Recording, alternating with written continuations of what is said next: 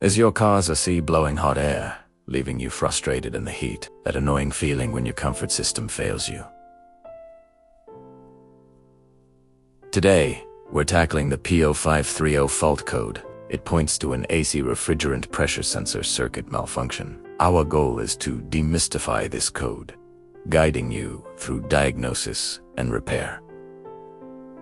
First, let's understand your car's AC system. It's a complex network of components. Refrigerant and pressure are key. They work together to cool your cabin. The refrigerant pressure sensor monitors system pressure, protecting components. It ensures optimal operation and prevents damage from extreme pressure. P0530 specifically indicates a malfunction in the sensor's electrical circuit. It's not always the sensor itself, but often the wiring or connection. One common cause is a defective AC refrigerant pressure sensor itself. Wiring issues are frequent culprits.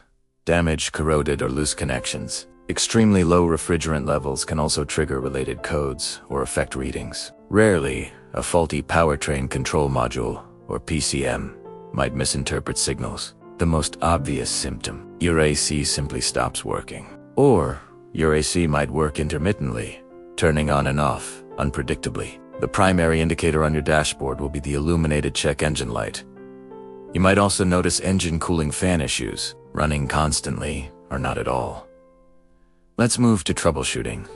Start with a visual inspection. Check the sensor and its wiring for obvious damage or corrosion. Next, use a scan tool to monitor live data from the AC pressure sensor. This provides real-time insights into its performance.